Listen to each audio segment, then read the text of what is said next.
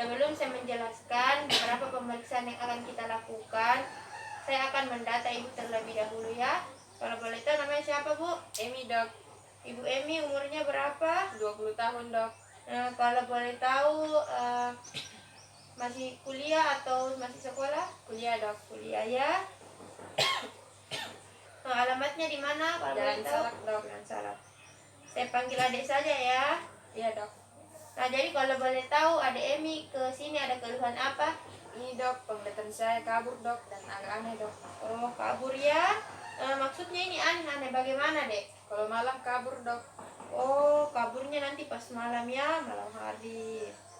Dek, ini penglihatan mata kaburnya apa hanya terjadi di satu mata atau di dua mata, Dek? Dua mata, Dok. Dua mata. Nah, kan ini penglihatannya Adek kaburnya di dua mata, Dek. Kalau boleh tahu apakah hanya setengah mata bagian lapang pandang atau seluruh lapang pandang, Dek? Seluruh, Dok. Seluruh ya. Kalau boleh tahu ini penglihatan kaburnya sudah berapa lama, Dek? 3 bulan yang lalu, Dok. 3 bulan yang lalu. Adek ini penglihatannya munculnya pas malam hari ya? Iya, Dok. Malam hari. Kalau boleh tahu apa kegiatan atau aktivitas yang dapat memperberat matanya Adek ini kabur? Kalau malam hari, Dok. Malam hari ya, yang pertama. Terus kegiatan apa yang bisa bikin matanya Adek ini penglihatannya kembali normal, tidak kabur? Saat pagi, Dok. Saat pagi, oke. Adek, dari keluhannya Adek ini yang mata kabur, apakah ada keluhan lain seperti nyeri mata? Tidak, Dok. Tidak ya. Terus kalau air mata berlebih? Tidak juga, Dok. Tidak, oke. Kalau misalnya ada Adek kotoran mata berlebihnya? Tidak, Dok. Tidak. Kalau misalnya kayak ada pantulan sinar matahari begitu atau silau, apa Adek Tidak, Dok. merasa silau? Tidak, Tidak. Nah, kemudian apakah Adek ada demam? Tidak, Dok. Demam tidak ya. Kalau sakit kepala, Dek? Tidak juga, Dok. Sakit kepala tidak. Kalau kayak rasa lemas? Tidak, Dok. Tidak. Sebelumnya Adek punya penyakit mata? Tidak, Dok. Tidak ya. Kemudian sebelumnya apa Adek pernah melakukan semacam tindakan operasi pada matanya, Adek? Tidak, Dok. Tidak. Oke, kalau apa Adek ada riwayat penyakit gula atau tekanan darah tinggi? Tidak, Dok. Tidak. Kemudian keluarganya Adek apakah punya keluhan seperti ini kayak Adek yang penglihatannya juga kabur? Tidak, Dok. Tidak ya. Kemudian sebelum Adek kesini, apakah sebelumnya Adek pernah mengkonsumsi obat mata atau salep mata begitu? Tidak, Dok. Tidak ya. Oke, saya ulangi ya. Nama Emi, umur 20 tahun, pekerjaannya masih mahasiswa, alamat Jalan Salak. Keluhan utamanya itu penglihatan kabur terutama pada malam hari, sudah terjadi sejak 3 bulan yang lalu. Kemudian terjadi pada dua mata dan kabur pada semua lapang pandang. Nah, selain itu dia akan memberat penglihatan kaburnya pada malam hari terus dan akan ringan pada pagi hari ya, Adek. Kemudian tidak ada keluhan lain seperti nyeri mata, air mata berlebih, kotoran mata berlebih ataupun rasa silau. Kemudian Adek juga tidak merasa ada demam, sakit kepala ataupun lemas. Nah, Adek juga tidak memiliki riwayat penyakit mata yang lain. Selain itu, Adek juga tidak pernah melakukan tindakan operasi mata. Kemudian di keluarganya Adek juga tidak adanya keluhan mata seperti mata kabur seperti yang Adek alami sekarang. Selain itu, sebelum Adek kesini tadi, Adek juga belum pernah mengkonsumsi obat mata ataupun salep mata. Kemudian Adek juga tidak ada riwayat gula atau penyakit tekanan darah tinggi. Sampai sini apakah semua yang saya katakan sudah benar, Dek? Iya, Dok. Kemudian apakah Adek ada pertanyaan atau ingin bertanya lagi? Tidak, Dok. Nah, jadi Adek, saya belum bisa memastikan keluhan mata yang Adek alami ini. Saya belum bisa mendiagnosa penyakit mata apa yang dialami sama Adek. Untuk memastikannya, kita akan melakukan beberapa pemeriksaan lagi, pemeriksaan lebih lanjut untuk memastikan apa yang sebenarnya penyebab matanya Adek ini tampak kabur, apalagi kalau malam hari, Adek. Mungkin untuk kegiatan anamnesis ini cukup sampai di sini. Alhamdulillah pemeriksaannya telah selesai Adek. Terima kasih atas kerjasamanya. Terima kasih Adek. Sama-sama dok. Nah, jadi Adek setelah melakukan anamnesis tadi, saya akan melanjut ke beberapa pemeriksaan. Salah satunya itu pemeriksaan segmen posterior atau bagian belakang bola matanya Adek. Di sini saya nanti akan melihat bagian pupilnya Adek, retinanya juga apakah ada kelainan. Nah, untuk pemeriksaan ini saya akan menggunakan alat. Nah, nanti sebelum saya memeriksakan, saya akan meneteskan dulu Adek semacam obat tetes atau mediatornya untuk memperbesar pupilnya Adek, untuk melihat bagian belakang bola matanya Adek. Namanya itu pemeriksaan segmen posterior. Apakah Adek bersedia? Siap dok. Oke, kita mulai Adek. Sebelumnya saya teteskan dulu obat matanya. Coba melihat ke atas. Sudah. Oke, ditutup. Oke. Nah, di sini saya akan menggunakan alatnya. Saya setel dulu ya Adek terlebih dahulu. Nah, di sini saya akan melihat secara dekat. Ya. Coba melihat ke depan dulu. Ya, coba lagi Adek. Oke.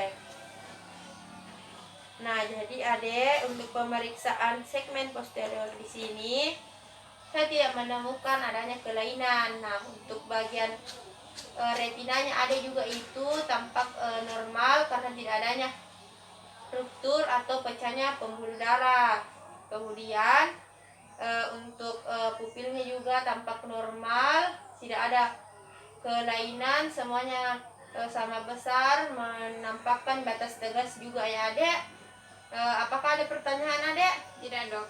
Nah, selanjutnya kita akan beralih ke pemeriksaan visus dan refraksi mata. Nah, untuk pemeriksaan visus sendiri saya akan memperlihatkan Adek sebuah tulisan. Gunanya itu untuk melihat apakah di bagian matanya Adek ada kelainan atau misalnya mata kabur. Kan tadi Adek mengeluhkan juga bilang penglihatannya kabur ya. Nah, di sini saya akan memakaikan Adek kacamata tapi dengan lensa ya. Terus setelah itu nantinya saya akan melihat apakah Adek bisa melihat sampai angka terkecil, huruf terkecil ataupun tidak. Nah, untuk orang normal dia itu akan bisa melihat sampai 20/20. Adek, apakah Adek bersedia? Siap dok. Nah, kalau begitu Adek yang tunggu di sini, saya lakukan cuci tangan dulu ya.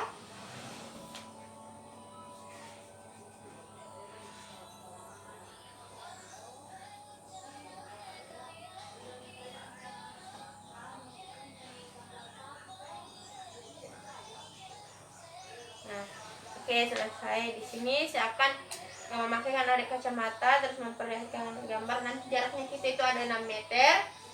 Terus saya akan menutup dulu salah satunya, kemudian Adek melihat pakai yang sebelah dan begitu juga sebaliknya ya Adek. Jadi saya tutup lensanya terlebih dahulu ya Adek.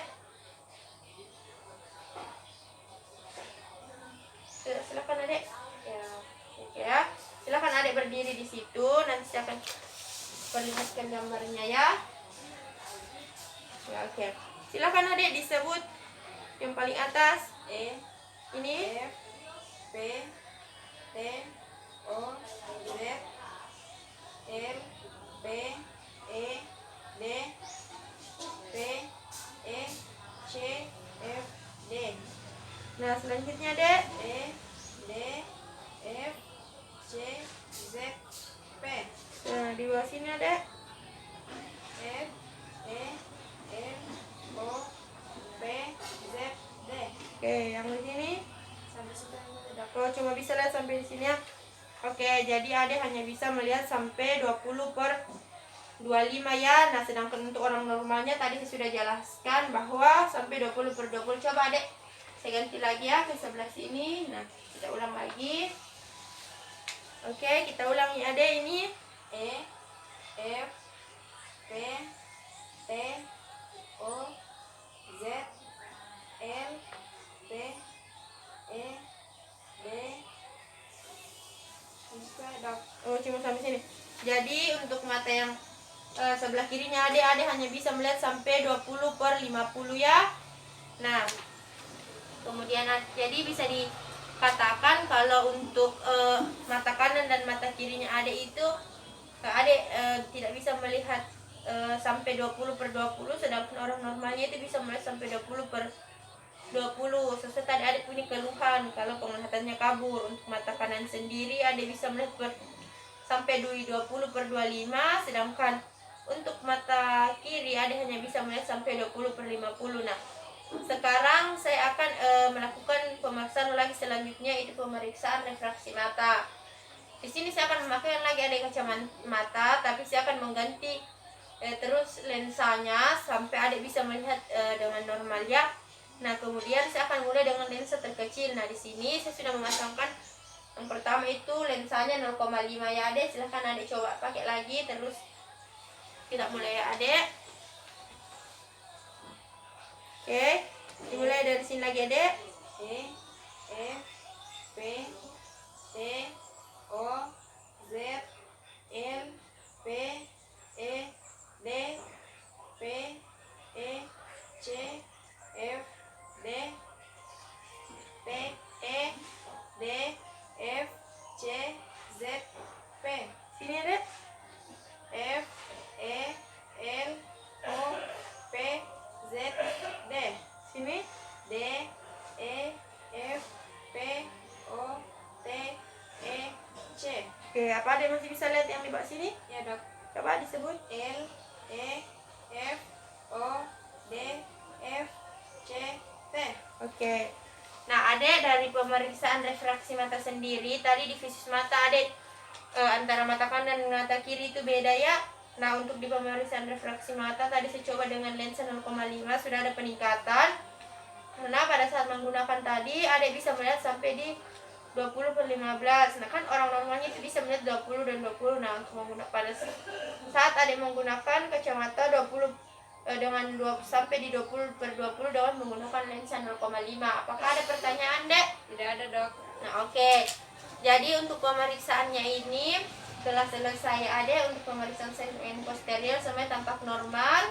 Untuk pemeriksaan visus dan refraksi tadi Adek sudah saya jelaskan ya sebelumnya. Untuk pemeriksaan visus di mata kanannya Adek hanya bisa melihat sampai 20/25, sedangkan untuk mata kiri Adek hanya bisa melihat untuk 20/50.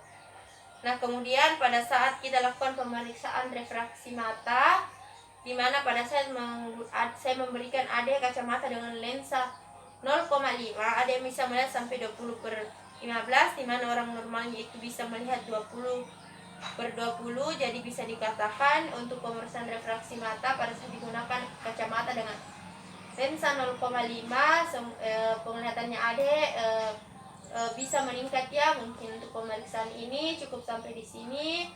Terima kasih adik atas kerjasamanya. Alhamdulillah pemeriksaan telah selesai dilakukan. Terima kasih adik.